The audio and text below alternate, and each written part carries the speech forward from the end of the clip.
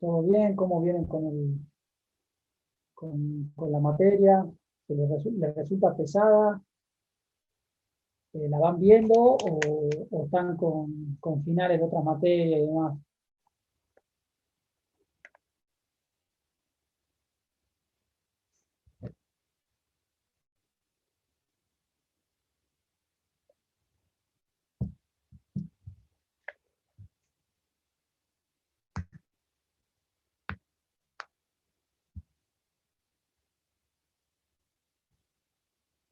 Nada, bueno, si no hay preguntas, si no hay ninguna duda respecto de las unidades anteriores, eh, en la clase de hoy vamos a hablar ya del procedimiento administrativo. Eh, es la verdad que es una unidad ya más concreta, distinta a quizás las unidades que ustedes venían desarrollando en las clases anteriores, ya que la unidad de ahora, a ver si me esperan un segundo, mientras esperamos que se siga sumando gente, quiero ver, según el programa actual, eh, sería, claro, la unidad 10, perfecto, que ya tiene que ver con el procedimiento administrativo. Nosotros acá en esta unidad vamos a hablar del procedimiento administrativo general, que es aplicable. Ahora vamos a ver en qué ámbito de aplicación tiene este procedimiento administrativo, tanto en Nación como en la provincia, pero es justamente, como les decía, ya es una unidad más concreta, es donde tiene sentido todo esto que ustedes estudiaron de la función administrativa, del acto administrativo, de la organización administrativa, de la delegación de competencias, de los contratos administrativos, es donde justamente ya se encuentra más concretizado, donde hay una cuestión más, ya no tan abstracta, de decir, bueno, el acto administrativo, justamente cómo se encausa esa voluntad administrativa para obtener este producto, este final, este resultado, que generalmente ya vamos a ver, es el acto administrativo, el contrato administrativo, el reglamento, que justamente son las expresiones de voluntad de la administración. Eh, este, a ver, un segundo, que sigue sumando gente. Vamos a decir, listo, ahí lo dejamos abierto para que entren. A ver, como primera aproximación al concepto de procedimiento, ¿a qué se les viene a ustedes a la cabeza cuando yo hablo de procedimiento? Procedimiento no necesariamente jurídico, ni legal, ni nada, simplemente un procedimiento. ¿A qué le hace referencia? ¿A qué le evoca la palabra procedimiento? A ver si alguno me podría responder. ¿Están ahí o están durmiendo? Bien, Noemí, pasos a seguir, exactamente, procesos, justamente muchos autores tratan como una analogía lo que es proceso de procedimiento, eh, pasos a seguir, exactamente, significa que yo quiero hacer una torta, quiero hacer un asado, quiero hacer lo que sea, siempre voy a llevar a cabo una acción, exactamente, siempre yo voy a necesitar de procedimientos. Si me voy al corralón y me compro una silla para armar, lo primero que voy a buscar es el manual de instrucciones, que el manual de instrucciones no es otra cosa que el procedimiento para llevar a cabo, como dice Celeste, en este caso, una acción que sería la acción de realizar la silla. Entonces, para eso, primero voy a contar con, seguramente los manuales de instrucción, primero hace un detalle genérico de lo que son las piezas, cuáles son las piezas que están incluidas en la caja, después seguramente se los divide en etapas, etapa 1, etapa 2, se dice cuáles son los primeros que se van ensamblando. Muchas veces pasa, no sé si algunos de ustedes tuvieron oportunidad de armar estas, digamos, con el ejemplo de las sillas, que uno, por ejemplo, fue y compra en Easy una silla, o algo más complejo, un armario, y está dividido en etapas, con lo cual si yo no ensamblo la etapa 1 y de repente quiero ir a la etapa 4, a veces el no haber cumplido, ¿no? Esos pasos, de haber salteado, haber quemado, como se dice en etapa, haber ido a la etapa 4, muchas veces tengo que volver a desarmar la 4 para armar la 1, porque todo, digamos, su orden tiene una razón de ser en el procedimiento. Eh, bueno, hecho esta aproximación, a que es un procedimiento en general, como concepto genérico, en el derecho administrativo, es decir, en la materia que nosotros estamos estudiando, sucede exactamente lo mismo. Si nosotros lo traspolamos a lo que es el procedimiento, en términos genéricos, como lo vimos, al procedimiento administrativo, vamos a entender que justamente el procedimiento administrativo, acá como decía Joana, son pasos a seguir, en vez de pasos a seguir, digamos que son actos concretos que se encuentran concatenados uno al lado de otro, que tiene como resultado final, siempre tiene un resultado final. En este caso es expresar la voluntad de la administración. Como ustedes ya vieron en las bolillas anteriores, ya cómo se expresa la voluntad de la administración a través de actos administrativos, a través de contratos administrativos, ya vieron el procedimiento para la contratación administrativa, que dentro de este procedimiento administrativo general que vamos a estudiar hoy, existen procedimientos especiales y dentro de eso es el procedimiento contractual, digamos, el procedimiento para la selección del contratista, que es un procedimiento especial dentro del... hay una relación de género-especie, digamos. Hay un procedimiento general, que es el que vamos a ver ahora aplicable a todo tipo de procesos administrativos, y todos se encuentran procedimientos especiales, aplicables a cada uno de eh, ya sea organismos, en razón de la materia, como si se trata, por ejemplo, de contratos administrativos, tiene un procedimiento especial. Pero la definición no cambia, es decir, como bien acá nos decía, son pasos a seguir, son eh, actos que se van concatenando unos a otros, que tiene como producto, como resultado final, la expresión de la voluntad de la administración. Entonces, en definitiva, para que ustedes puedan entender un concepto de procedimientos administrativos, le voy a dar un concepto que es clásico, que sigue vigente, que por ahí quizás habría que ahondar un poco más, pero significa básicamente el procedimiento administrativo es entendido como el cauce formal de la función administrativa. El cauce formal, acuérdense del cauce como si fuese un río, es decir, yo lo encauzo, esta función administrativa que venimos viendo desde la bolilla 1, ¿no? La expresión de la voluntad de la administración tendiente a satisfacer las necesidades colectivas, que tiene como fin supremo el bien común, el, el llevar adelante la buena marcha de la administración, todos los asuntos públicos y demás. Todo eso se va a encauzar, que esa es la función administrativa, justamente, que es la actividad concreta y permanente que llevan adelante los órganos administrativos. Todo eso se va a encauzar, esa función se va a encauzar en términos formales por medio del procedimiento administrativo. Entonces, es un instrumento formal destinado a encauzar jurídica y racionalmente el ejercicio de la función administrativa. En otras palabras, es un elemento ordenador, regulador y sistematizador del desenvolvimiento de la función administrativa. ¿Qué significa esto? Que el procedimiento administrativo viene a dar certeza, viene a dar formalidad, viene a instrumentar la función administrativa, es decir, viene a concretar, a encauzar toda esa voluntad que tiene la administración, esa forma de expresarla, de darla a conocer. Yo cuando me refiero a la voluntad, a la expresión de voluntad de la administración, me refiero a todos los actos de la administración, ¿no? Ya sea uno de particular, como es el acto administrativo, un reglamento, un acto de alcance general, la celebración de un contrato, todo eso se va a encauzar mediante el procedimiento administrativo. Tengan en cuenta que el procedimiento administrativo no es solo una prerrogativa, digamos, no solo es un mecanismo apto para ejercer las prerrogativas que tiene el Estado.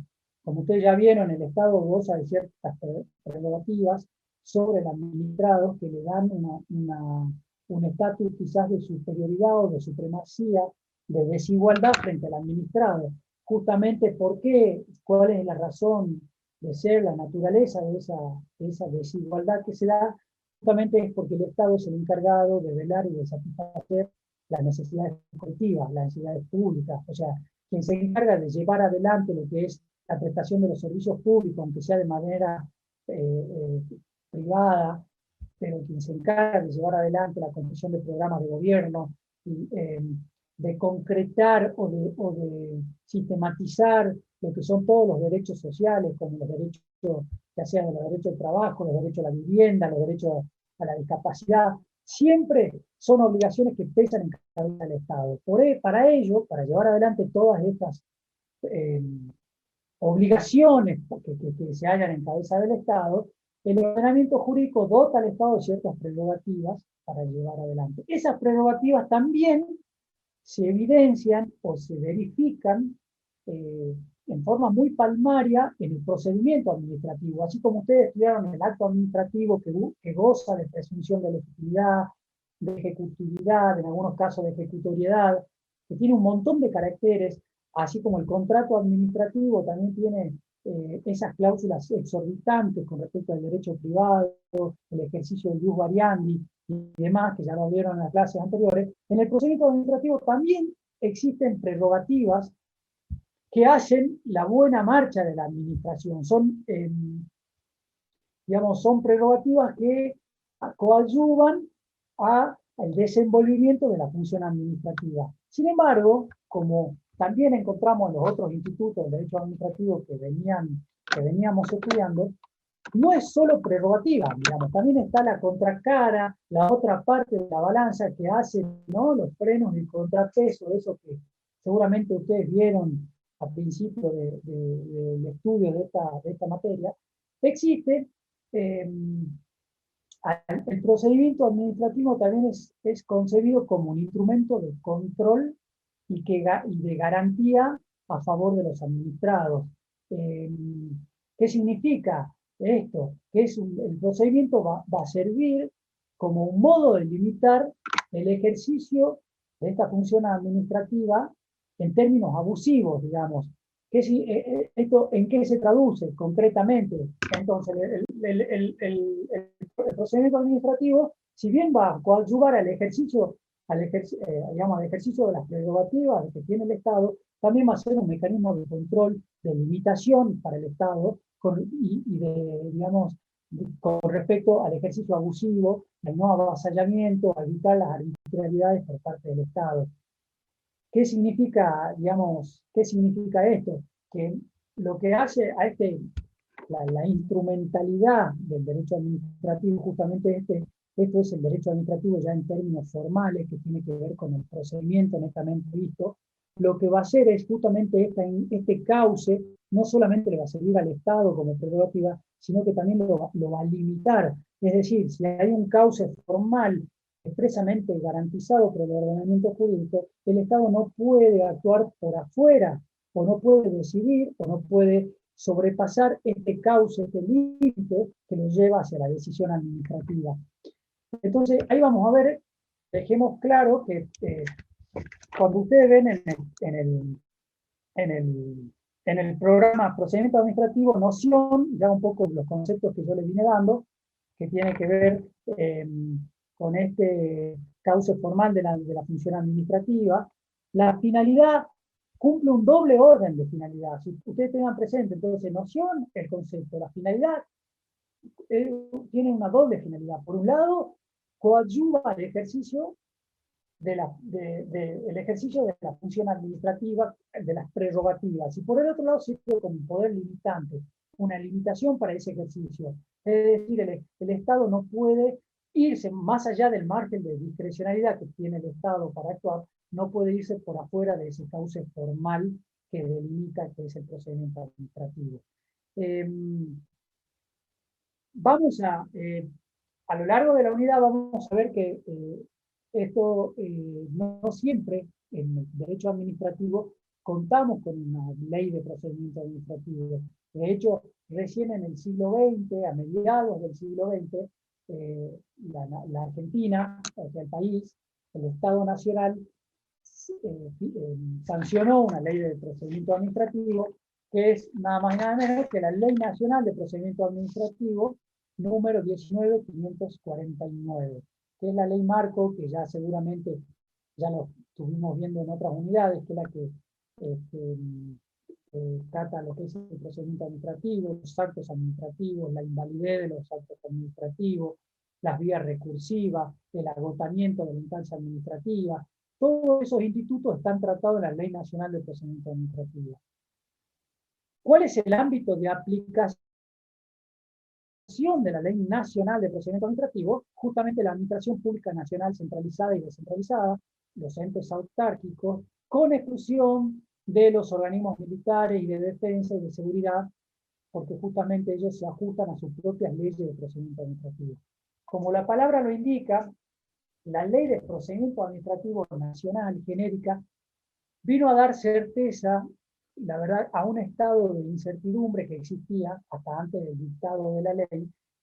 ¿Por qué? Porque habían tantos procedimientos administrativos como organismos existían en el Estado Nacional. Entonces, si yo, por ejemplo, tenía que ir a hacer una presentación administrativa al Ministerio de Salud, me encontraba con un estatuto, con un procedimiento administrativo particular. Cuando me iba a seguridad tenía otro procedimiento, cuando me iba a un ente autárquico me encontraba con otro procedimiento.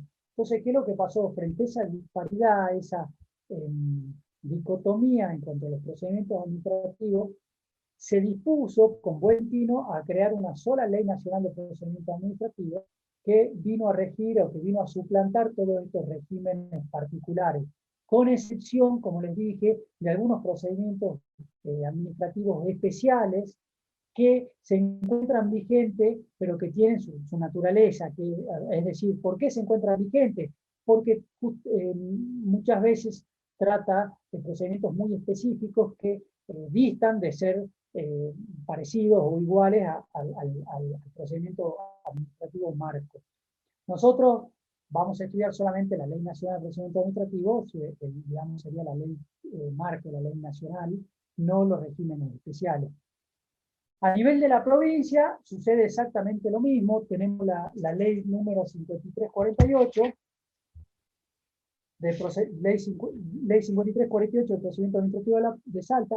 Fíjense ustedes que fue aprobada en el año 1978, modificada en el año 80, es decir, que ya es una ley que no es de las más actuales del país.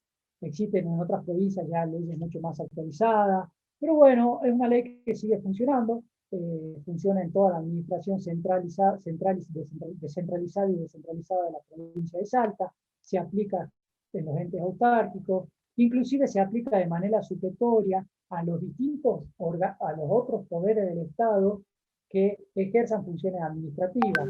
No sé si ustedes recuerdan que tanto el poder legislativo como el poder judicial también ejerce función materialmente administrativa, y para ello supletoriamente se rige de esta ley de procedimiento administrativo. Entonces, tengan en cuenta los dos marcos, uno se aplica al Estado Nacional, otro al Estado Provincial.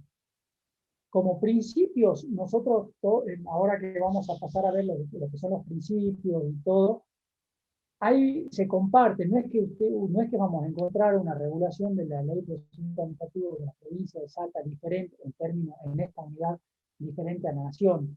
Por ahí el ámbito de los recursos administrativos sí ya difieren unos y otros, pero lo que vamos a ver ahora, que tiene que ver con las partes, con la legitimación, con la representación, todas esas cuestiones son iguales, digamos, a nivel nacional y a nivel provincial tienen la misma regulación, con lo cual basta con que ustedes acudan a una de las dos normas para estudiar esta bolilla y que va a ser, y esto va a ser adecuado y va a estar suficiente a los efectos del examen. Bueno, si damos, como les decía, entonces ya hemos visto un poco las nociones, hemos visto los fines. Ahora vamos a ver cuál es la naturaleza del procedimiento administrativo. Tiene un poco que ver con esto de los fines, pero ahí podemos identificar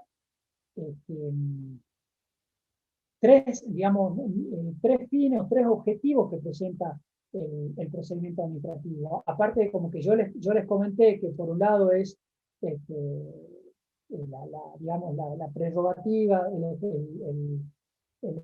digamos, el cauce formal para el ejercicio de las prerrogativas que tiene el Estado, también es una garantía que tienen los particulares para corregir la legalidad o el mérito de la decisión administrativa.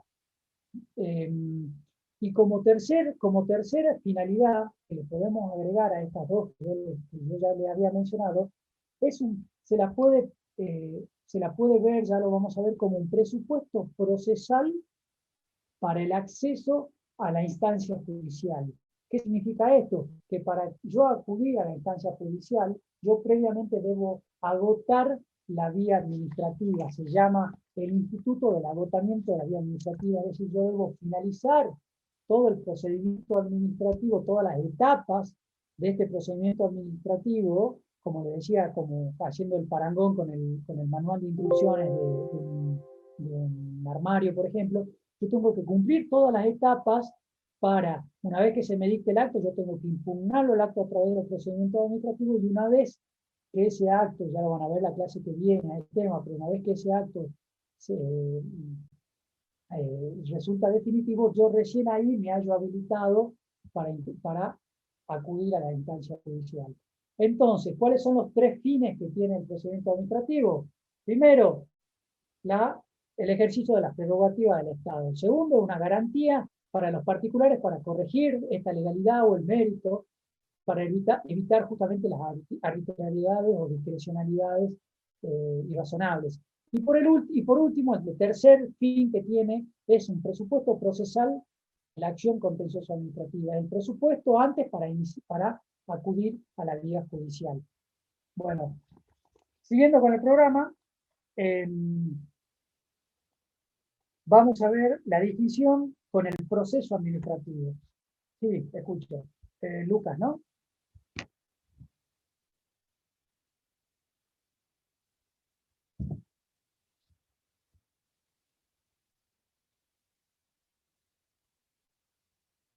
Sí, sí, sí.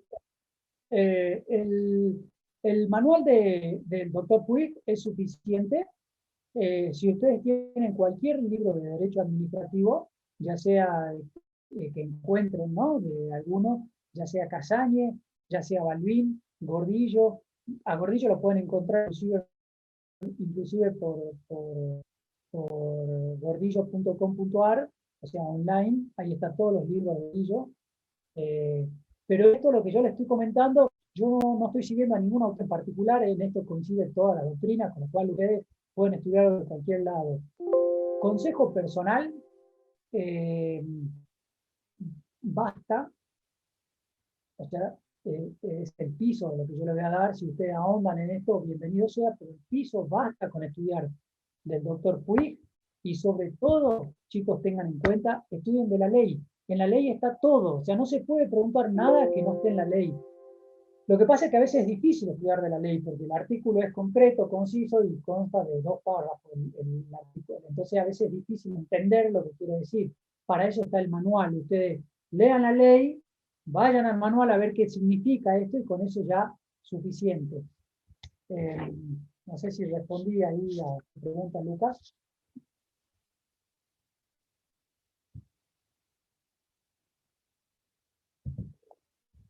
Creo que sí. Bárbaro, no, de nada. Bueno, ahora siguiendo el programa, dice distinción con el proceso administrativo. Acá usted me va a decir, no, ¿cómo distinción? Si estamos estudiando procedimiento administrativo, ahora distinción con proceso administrativo. Fíjense bien la diferencia terminológica. Procedimiento, proceso. Si bien, a ver, quizás si uno acude a la Real Academia Española, al diccionario de la Real Academia Española, no van a encontrar una diferencia sustancial entre lo que es procedimiento y proceso. Hay probablemente alguna diferencia terminológica que no tiene interés en entrar acá a decir, cuando hablamos de proceso, nos estamos refiriendo a una marcha hacia un fin, y cuando hablamos de procedimiento, a un método, no importa. Lo que ustedes tienen que saber acá es que procedimiento administrativo no es lo mismo que proceso administrativo. ¿Alguien sabe la diferencia entre uno y otro?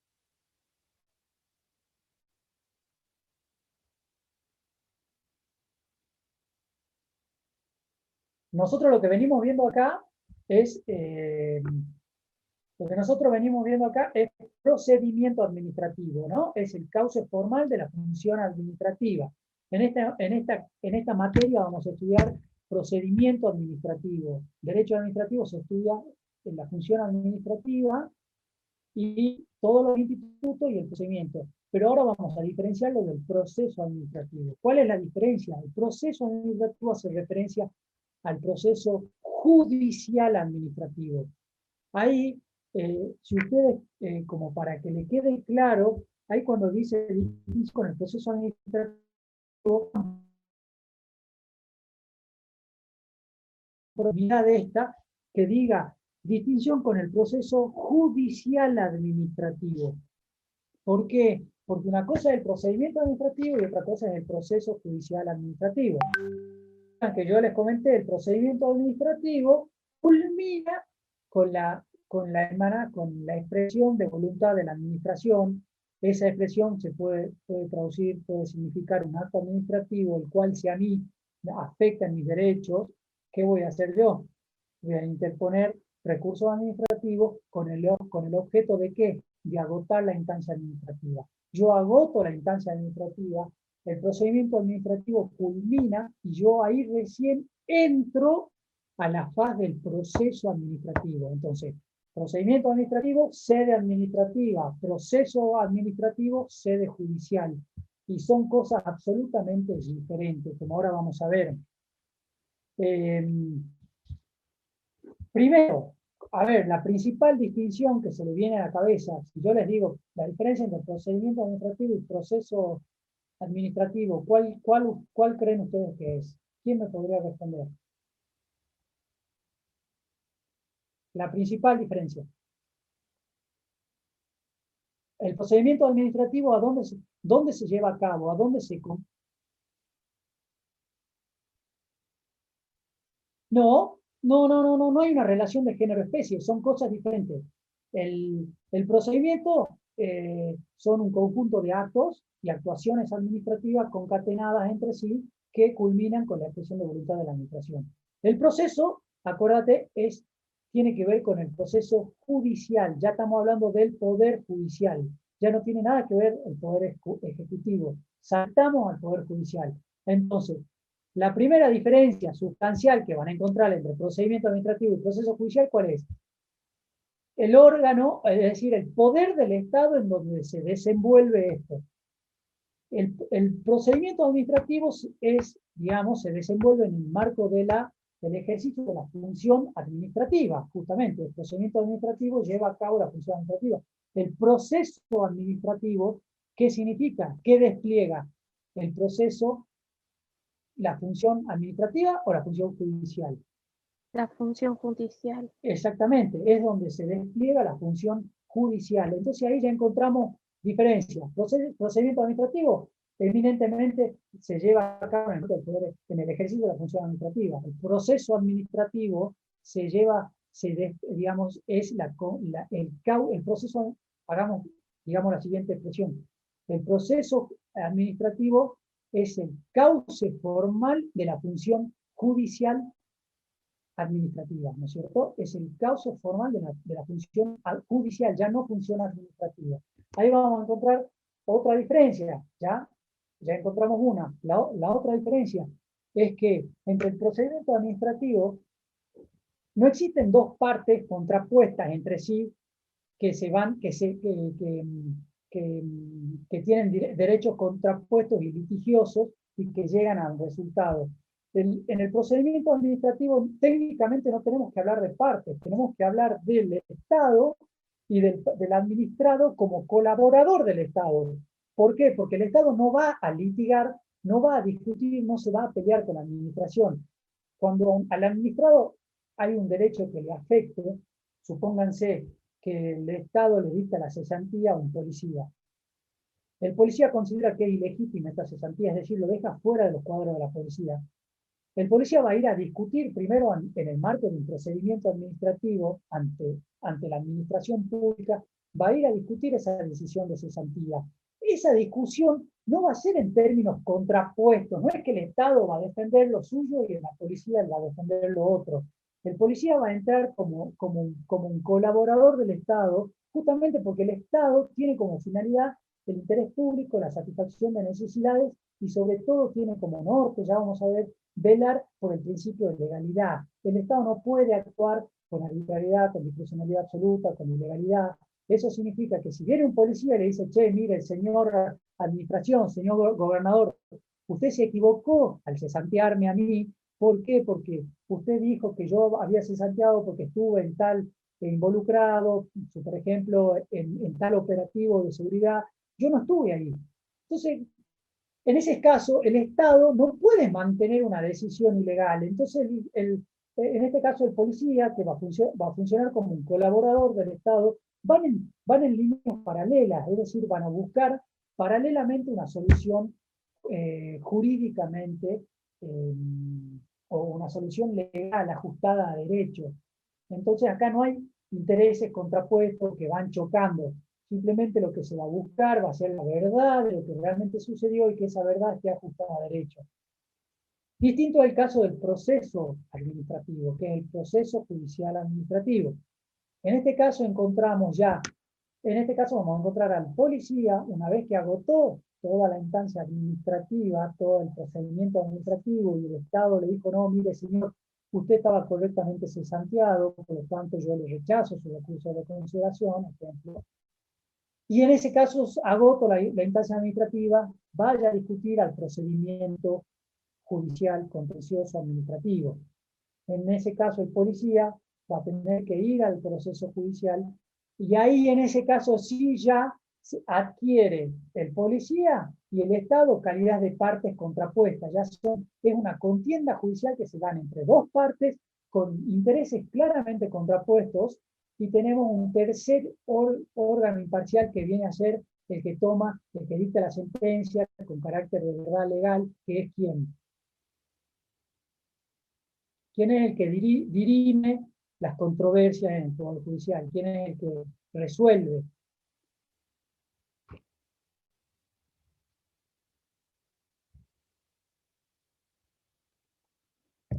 ¿Quién creen ustedes que en el Poder Judicial? ¿Quién resuelve? Un juez, exactamente. Entonces, ya ahí estamos. Por un lado, ¿cuál es el objeto del procedimiento administrativo? Atender de modo directo e inmediato el interés público y las necesidades públicas. ¿No es cierto? Por el otro lado, en cambio, en el procedimiento administrativo no atiende a las necesidades públicas directas e inmediatas. Quizá indirectamente sí satisface los intereses colectivos, pero lo interesa al juez es resolver una contienda o una discusión entre dos partes en el proceso. ¿No? Es resolver con fuerza de verdad legal los distintos casos sometidos a su decisión. Sigamos. Estas dos partes que se dan, digamos que en el procedimiento administrativo, mal llamadas partes, todos, digamos, el órgano que va a decidir es forma parte de la decisión. En cambio, en el proceso administrativo, el órgano que va a decidir es un órgano imparcial, independiente, que es justamente el juez, el magistrado, que pertenece al Poder Judicial. ¿Qué otra cosa muy importante que se pregunta en el examen? Otra gran diferencia entre el procedimiento y el proceso. En el procedimiento administrativo ya vamos a ver lo que se busca, justamente, yo le comentaba, volvamos al ejemplo del policía. Cuando el policía dice, mire señor, mire gobernador, usted me despidió, usted me cesanteó en términos injustos, porque yo no estaba en ese operativo. ¿Qué va a hacer la administración en ese caso? Cuando yo vengo y le digo, miren, ahí hay un operativo que supóngase en la cancha de gimnasia y tiro, que hubo una balacera y terminó con la muerte de algún hincha de gimnasia y tiro, por ejemplo. Viene automáticamente el Estado y lo cesantea al policía, lo deja sin fuera del cuadro de la administración. Y viene el policía y dice, no, mire, administración, yo en ese momento estaba en mi casa, no, yo estaba libre, tenía día franco, y yo no estaba afectado a la cancha de gimnasia y tiro. ¿Qué va a hacer la administración en ese caso? ¿Qué tiene que hacer la administración frente a los dichos del policía? ¿Qué es lo que tiene que hacer la administración?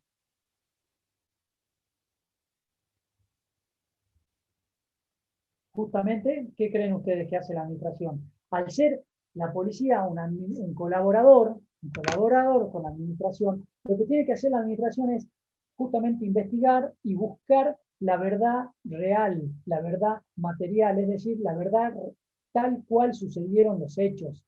Entonces, frente a los dichos del policía, lo que va a hacer la administración es justamente verificar, investigar, pedir informe, abrir a prueba el procedimiento administrativo y decir, che, a ver, veamos si justamente el policía tiene que ver, estuvo incluido en este operativo o no, si estuvo en la balacera o no, si tiene responsabilidad o no.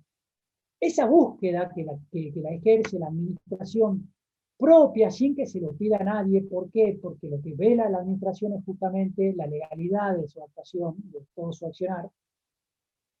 Eso sucede diametralmente lo opuesto en el proceso administrativo, en el proceso judicial administrativo. ¿Por qué? Porque lo que vale en el proceso administrativo es la verdad formal. Entonces, en el procedimiento administrativo tenemos la verdad material, la verdad real. En el proceso administrativo tenemos la verdad formal. ¿Cuál es la verdad formal? Es la verdad que consta en el expediente. Es decir, ¿qué significa la verdad formal? Son las constancias que hay en el expediente administrativo. Traducido al ejemplo es, si yo soy el policía, agoto la instancia administrativa, me voy a sede judicial y le digo al juez, señor juez, yo no estuve en ese operativo, a mí me cesantearon injustamente, porque yo en ese momento estaba en mi casa durmiendo la siesta, yo no tenía nada que ver con eso. Y no ofrezco las pruebas que acrediten esos dichos, es decir, yo no ofrezco, por ejemplo, un informe, unas pruebas testimoniales, todas las pruebas de que puedo hacerme valer yo, no sé, prueba documental, una pericial, lo que fuere necesario, cualquier tipo de prueba. Si yo no acredito los dichos, el Estado, ¿cuál va a ser su defensa? Va a decir, no, mire, este señor sí estaba en el operativo, por eso se encuentra correctamente sancionado. Si yo no pruebo eso, por más que la realidad de los hechos, el policía estaba durmiendo a la siesta, si yo no lo pruebo en el marco del expediente judicial, voy a perder la demanda. Esa demanda va a ser rechazada y voy a perder el juicio. ¿Por qué? Porque una cosa es la verdad real, material, y otra cosa es la verdad formal, la que realmente consta en el cliente que yo debo acreditar. ¿Se entiende alguna entre estas dos verdades? Es un tema que siempre le gusta preguntar a la cátedra en los exámenes, la diferencia entre la verdad real y la verdad formal. Entonces, la verdad real, procedimiento administrativo, es la búsqueda de la verdad o de los hechos tal cual sucedieron. Y aquí, digamos, se encuentra a cargo de la administración esa labor, esa búsqueda está a cargo de la administración. En cambio, en el proceso administrativo, ya en el proceso judicial, la verdad es en términos formales, es decir, la que se encuentra solo en el expediente. Si yo no acredito lo que yo digo, lo que yo invoco, lo que yo alego, si no lo acredito, si no lo pruebo, si no lo demuestro, seguramente voy a tener una sentencia contraria a mis pretensiones. Otra diferencia importante entre el proceso y el procedimiento administrativo que encontramos en las formas. El procedimiento administrativo se rige por el informalismo a favor del administrado. Vamos a ver en un principio en el sentido de que no es que se le exime de las formas el procedimiento administrativo, sino que se la exime, no es que se la exime totalmente de las formas o que el procedimiento administrativo carezca de formas, en el sentido de pasos o etapas o actuaciones, o que se relativice absolutamente todas las formas del procedimiento, sino que existe una presunción siempre a favor del administrado en el sentido de eximírselo de algunas formas no esenciales, ya lo vamos a ver a esto. En cambio, entonces, en el procedimiento administrativo rige el principio de informalismo hasta el administrado. En el proceso administrativo rige el principio opuesto, que es el principio del formal, la formalidad ante todo. Cada etapa del proceso administrativo tiene efecto preclusivo respecto de la otra. ¿Qué significa? Primero tenemos una etapa de demanda, de contestación de demanda, de pruebas, de producción de pruebas, de alegato y de sentencia. Si yo estoy en la etapa de alegatos, yo no puedo ofrecer una prueba. Si yo estoy en la etapa de prueba, no puedo alegar un hecho que no alegué al contestar la demanda. Eso significa la preclusión de las etapas procesales. Ese mecanismo, ese principio de preclusión procesal, que es muy rígido en el proceso administrativo, no se ve en el procedimiento administrativo. En el procedimiento administrativo, inclusive, si bien a veces cuando se lo cita, supónganse el caso del policía, que previamente a la cesantía se le va a citar a prestar una declaración, que formule un descargo, que ofrezca pruebas, eso no quita que si precluye esa etapa, si continúa el juicio, el procedimiento administrativo y esté próximo a la sanción, eso no significa que el administrado no pueda presentarse a la administración y acompañar nuevas pruebas. Por eso rige un principio más relativo de las formas. Bueno, ¿alguna duda con distinción entre el proceso y procedimiento administrativo?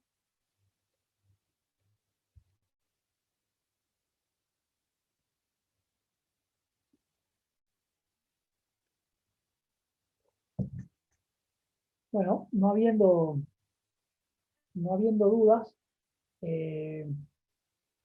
pasamos ahora a los principios jurídicos del procedimiento administrativo.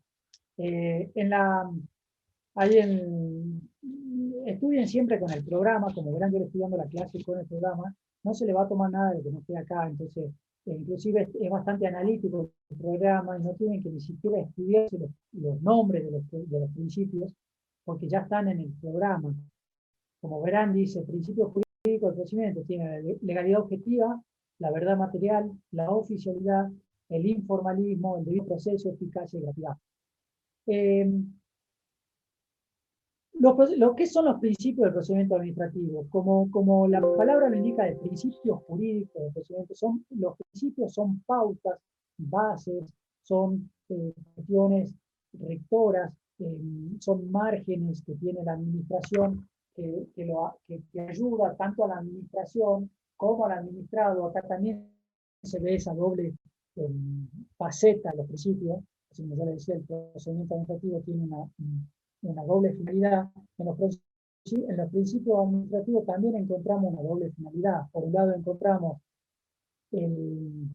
una prerrogativa o una forma de ayudar a este ejercicio de la prerrogativa del Estado, y por el otro lado una garantía del administrado de que el Estado no obre con arbitrariedad, de que haya frente a una cuestión interpretativa, siempre los principios ayudan a la correcta solución del caso.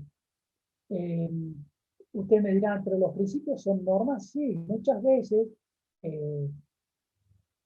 gracias a los principios del procedimiento administrativo, la administración va a fallar de una determinada manera. Es decir, si por ejemplo, ya vamos a ver en concreto, yo quiero que vean la importancia, la noción de los principios del procedimiento administrativo. Muchas veces la administración, frente a una duda, de decir, che, ¿qué hacemos con esta presentación del administrado? Estamos en un procedimiento, por ejemplo, en el policía. Ya estamos por resolver la cesantía y acá ahora viene el policía y me presenta una prueba. Ya hay un proyecto de decreto que está, hoy a la tarde lo firmaba el gobernador y a la mañana viene el policía y se presenta y dice, acá tengo una prueba que resulta absolutamente determinante, dirimente, en el cual acredita que yo no estaba en el operativo de Gimnasia Tiro. Digamos, si yo me rijo por un formalismo, si me rijo por el proceso judicial administrativo, claramente esa prueba va a quedar absolutamente desestimada. Es decir, policía, esto lo debería haber presentado meses anteriores en la etapa procesal oportuna. En cambio, en el procedimiento administrativo, gracias a la aplicación de los principios del procedimiento, la administración debe recibir esa prueba y estimarla, es decir, considerarla para el resultado, para la decisión final. Seguramente si una prueba dirimente determinante, habrá que romper el proyecto de decreto y volver a armarlo en otro sentido, incorporarla a la prueba, valorarla, ya sea en sentido de decir, bueno, efectivamente tener razón o no tener razón, pero valorarla, por sí o por no, pero valorarla. Bueno, para eso sirven los procedimientos, los principios del procedimiento administrativo. Es una gran pauta de conducta para la administración y también gran pauta para un criterio interpretativo al momento del conflicto de normas. El primer principio, que acuérdense, junto con el principio de debido proceso, que en el programa está, es el primero, el segundo, el tercero, el cuarto, el quinto, tanto la legalidad objetiva como el debido proceso, en mi criterio y en el criterio del doctor Puig también, son los principios jurídicos del procedimiento más importantes, que a partir de esos dos principios derivan todos los principios del procedimiento administrativo que tienen ahí en el programa. ¿Por qué? Porque justamente el principio de legalidad objetiva es yo se los voy a ver si lo encuentro, se los voy a leer expresamente, pero es, a ver si lo encontramos, es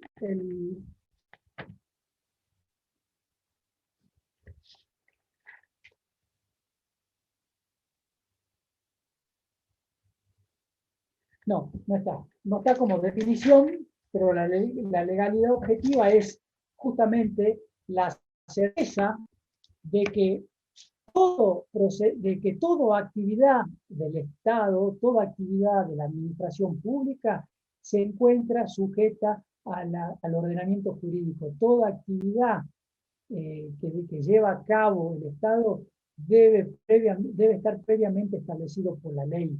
Ese es el principio de la legalidad objetiva, es una garantía tanto del Estado como de la administración. ¿Por qué una garantía del Estado? Porque el Estado solo va a poder, esto ya lo vieron en la bolilla respecto a lo que era la organización administrativa, el tema de las competencias. ¿Se acuerdan que la competencia del Estado, el Estado solo podía actuar en la medida que haya una norma atributiva de competencia?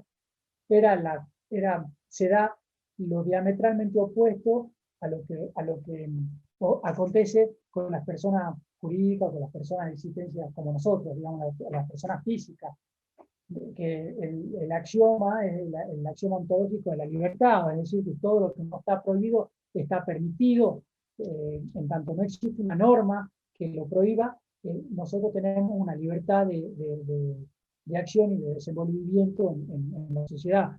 El Estado es diametralmente opuesto, todo lo que no está permitido está prohibido, es decir, el postulado es la prohibición.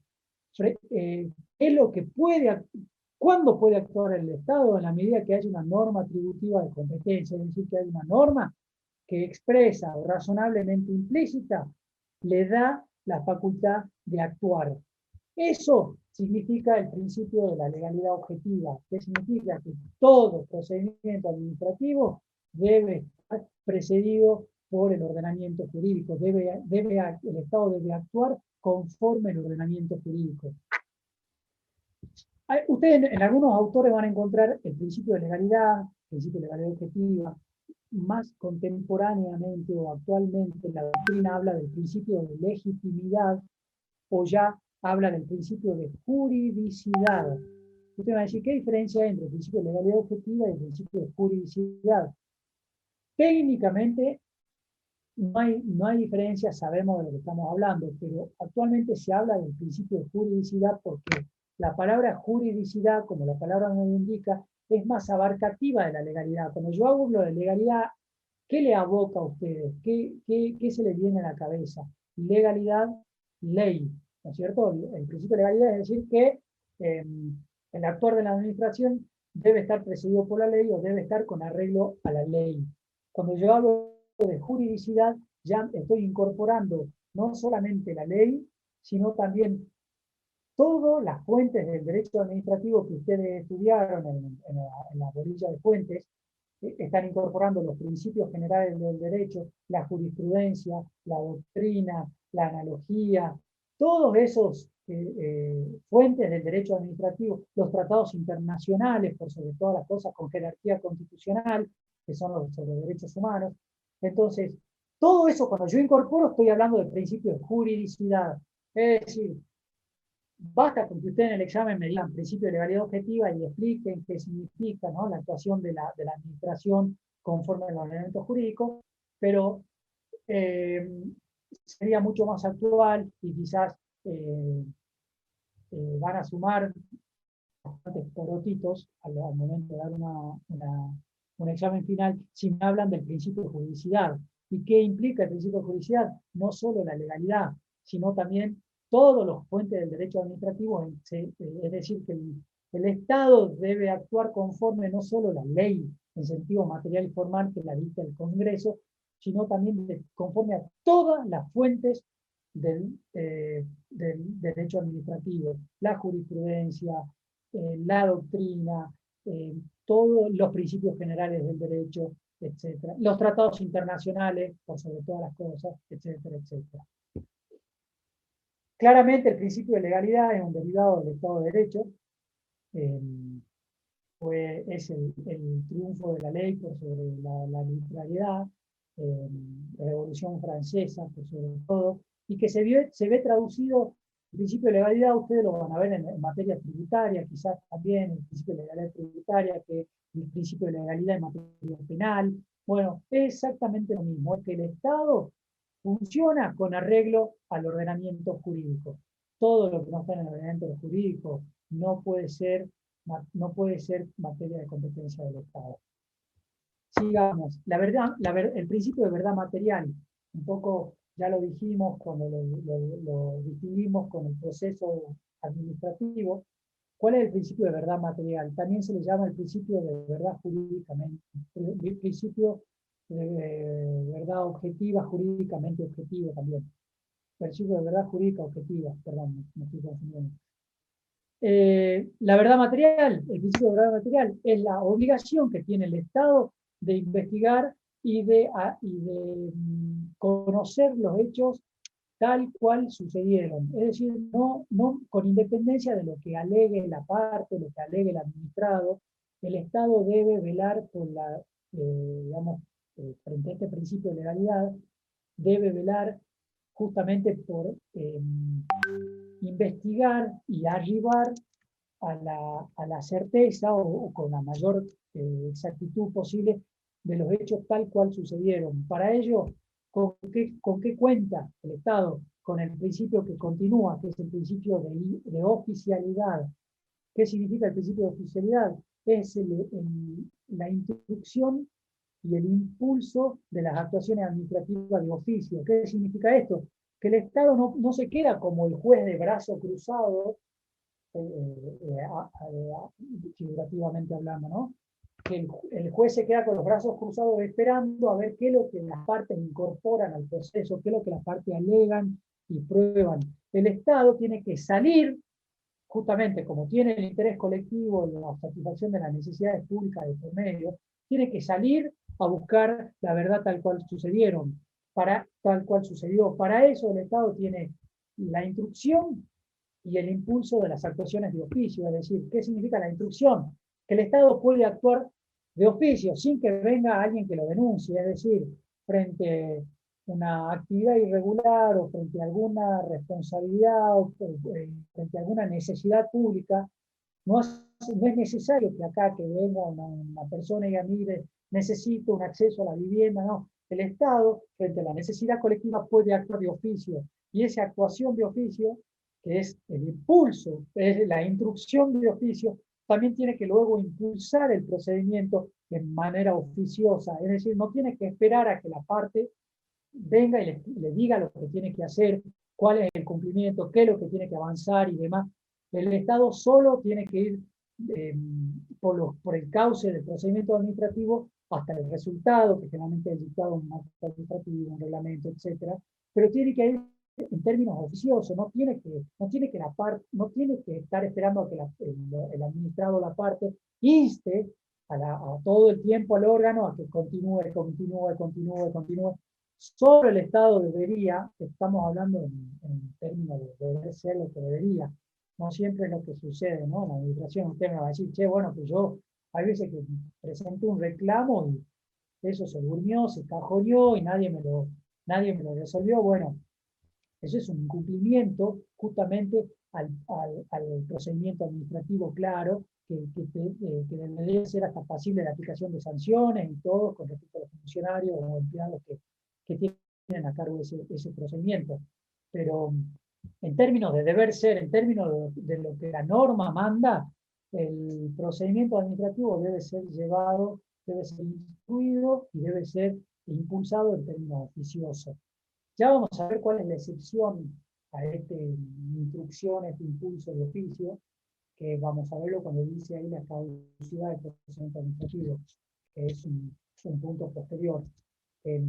Básicamente, a modo de adelantamiento, decir, bueno, el Estado siempre tiene que llevar adelante el procedimiento administrativo, no importa lo que haga la parte, no importa la actividad de la parte, con excepción de aquellas pretensiones o aquellas aficiones de los administrados en el cual no existe un interés público claramente involucrado, es decir, no, o directa e inmediatamente involucrado.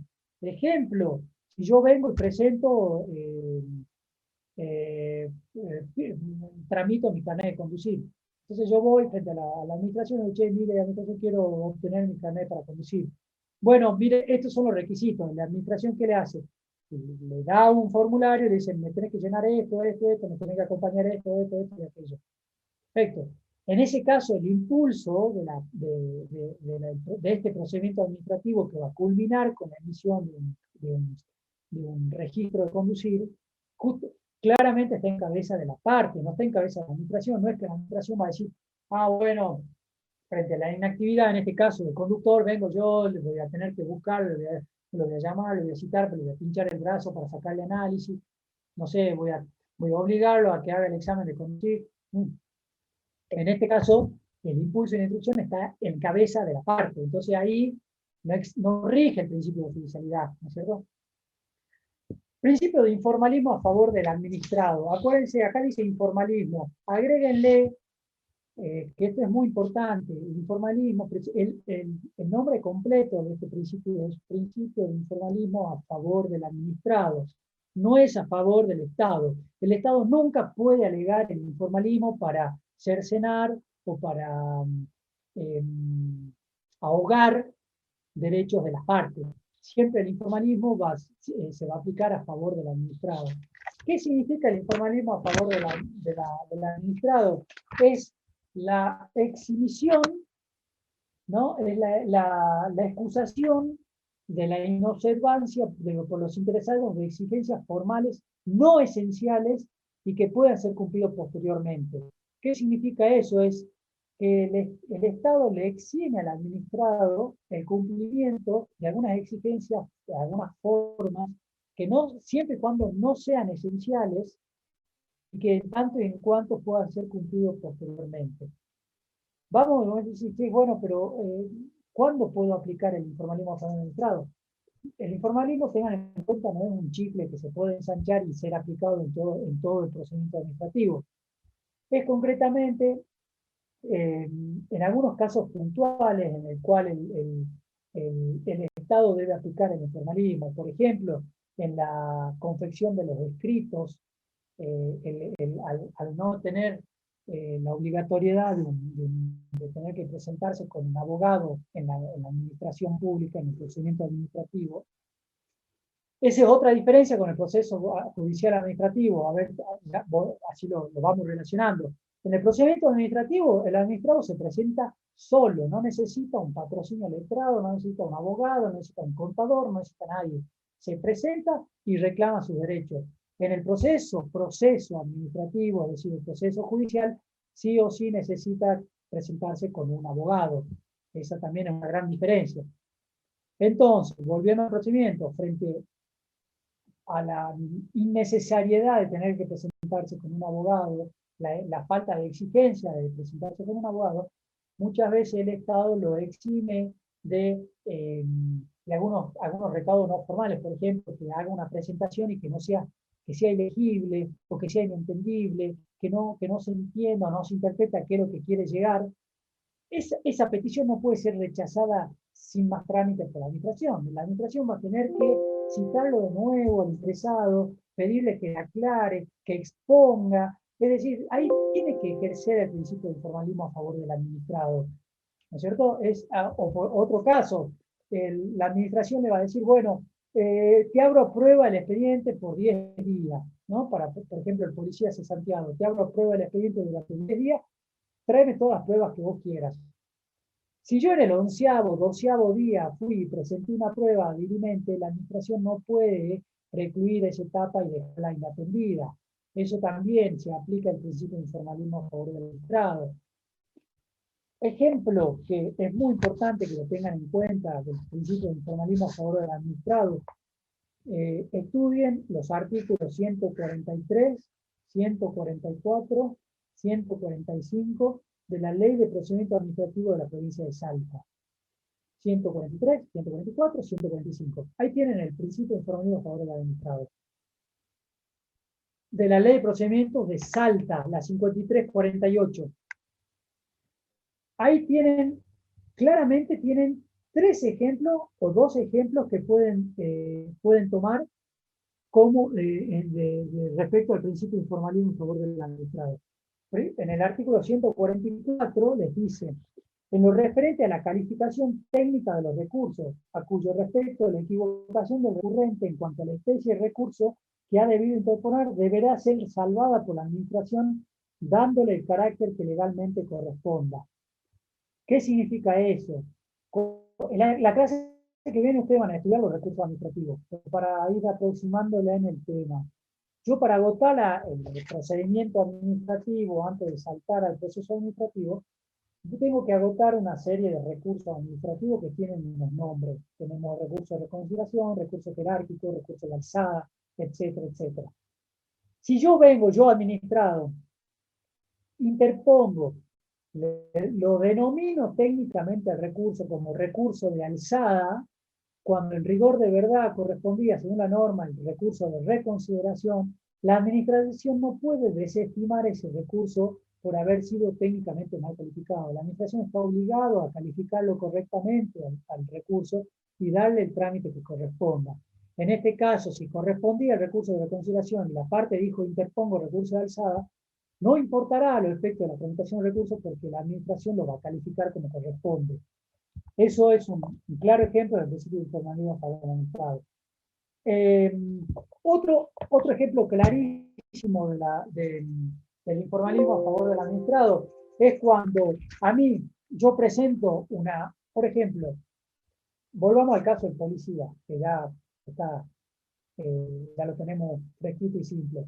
El policía frente a una cesantía se presenta a la administración y no dice interpongo recurso a la consideración, simplemente digo, señor administrador de administración, me acaban de notificar de este decreto que se me deja cesante, pero yo ese día no estuve presente en un operativo. No estuve presente en ese operativo porque yo estuve en mi casa, punto. Yo no estoy pidiendo que se revoque la decisión, de que esa decisión es legítima, de que un recurso, nada. Yo simplemente estoy diciendo, administración, yo no estuve en ese operativo.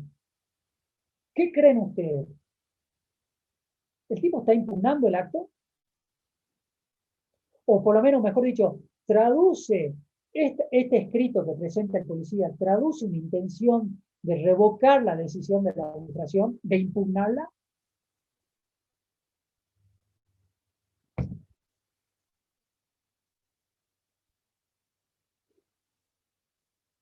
¿Alguno?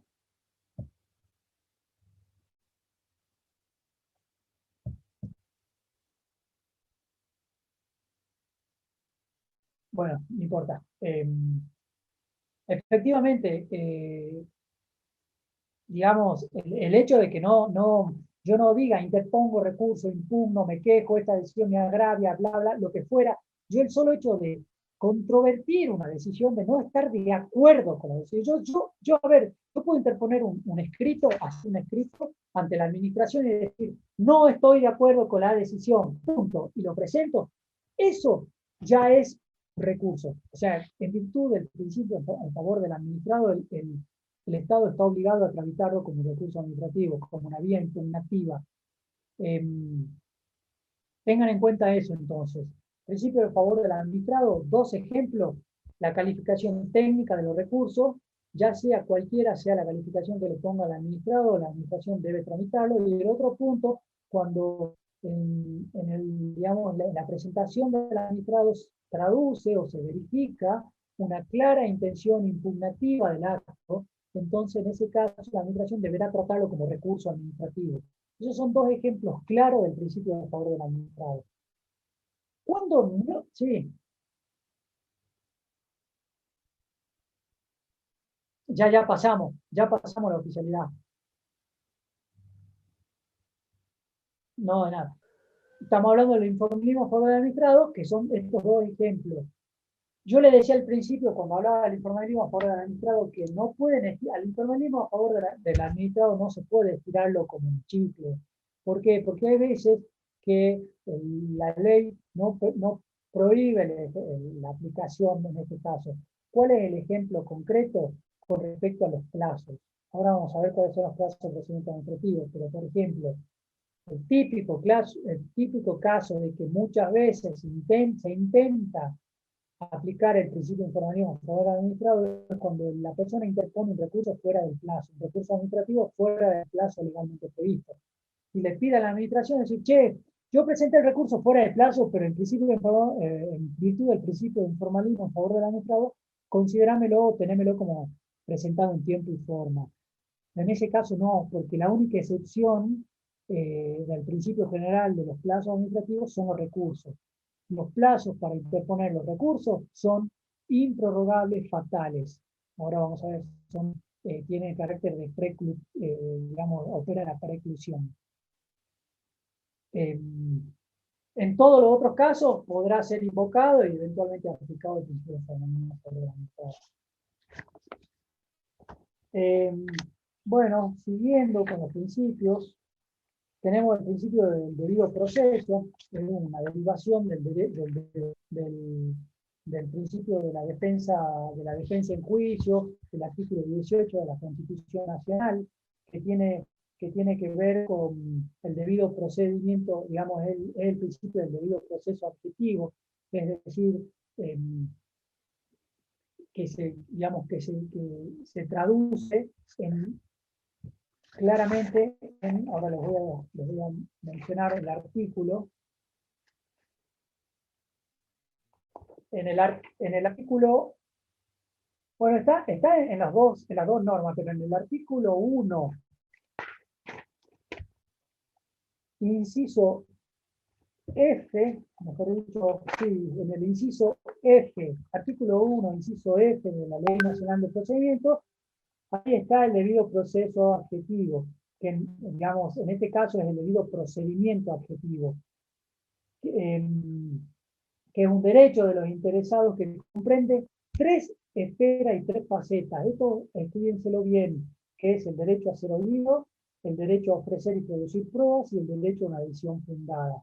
Son tres subprincipios que derivan del debido proceso adjetivo, que ¿qué tiene que ver? Justamente con el derecho de defensa, todo lo que hace a la defensa del administrado frente a las decisiones del poder administrador, se debe resguardar el debido proceso adjetivo. Estas tres facetas que encontramos, no le llamen subprincipio, mejor dicho, son las tres facetas del debido proceso adjetivo: es derecho a ser oído, primero, derecho a ofrecer y producir prueba, y por último, el derecho a una decisión fundada.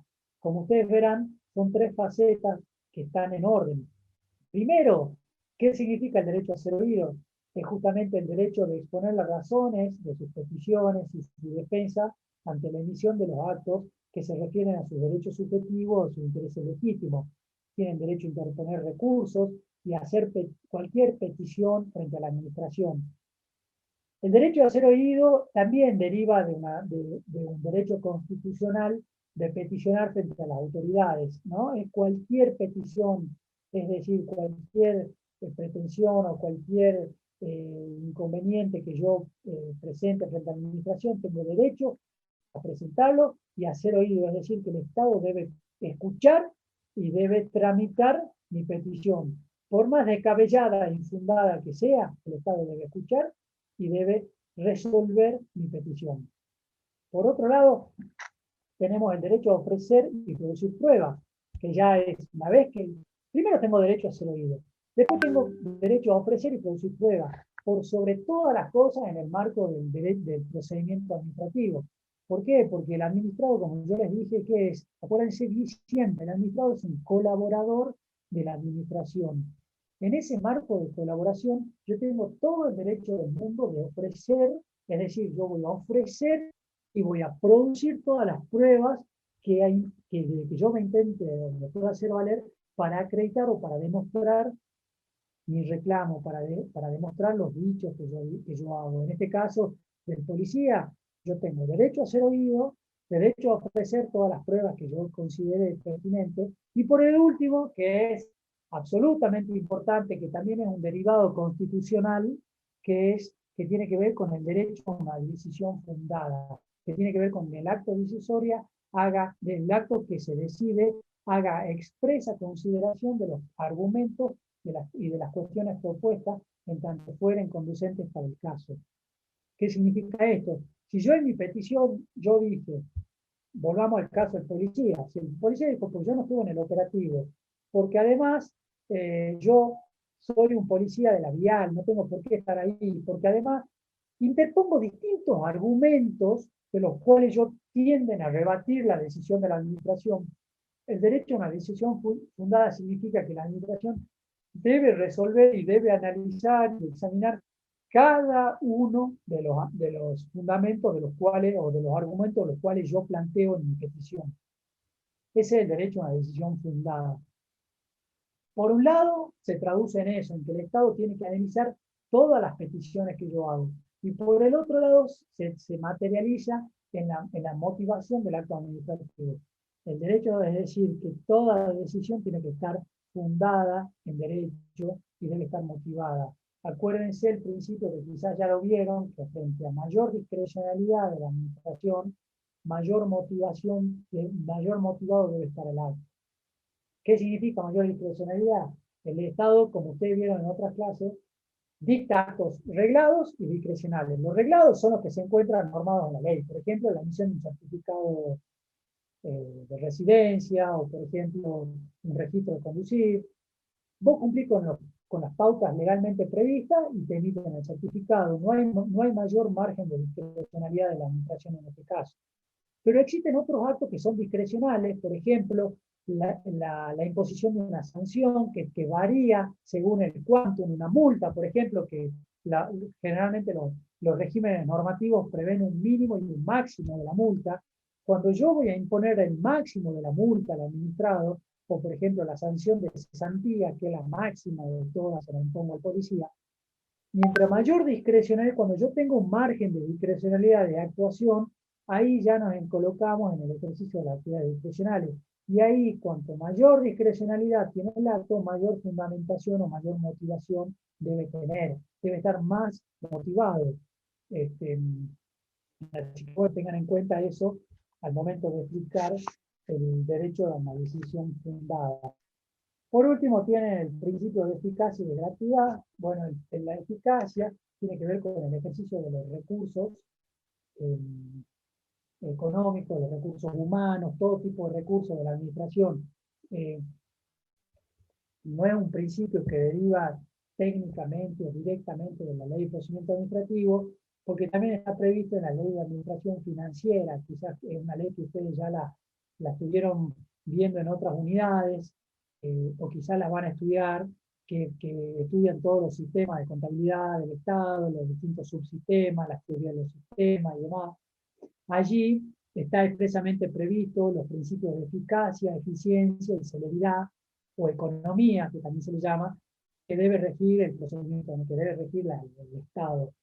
Como esos, digamos, de esos derivados tenemos el principio de eficacia, que tiene que ver con la utilización de la menor cantidad de recursos posible y la mayor celeridad en las actuaciones administrativas.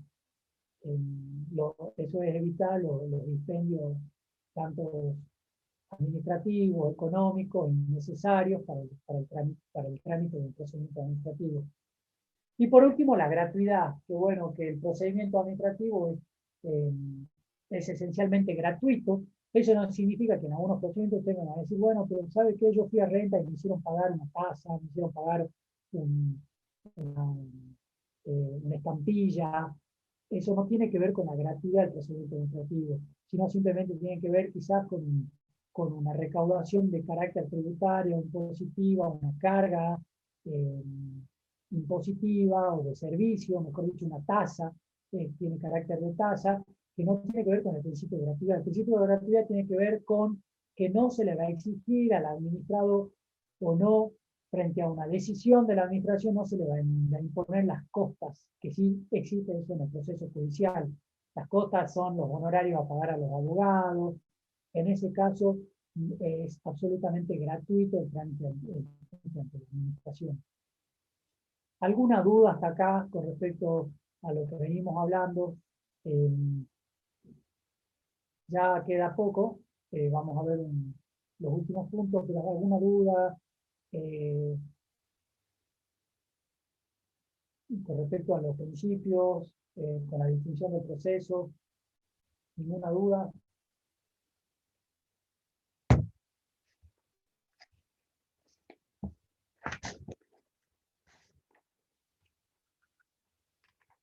Bueno, sigamos entonces.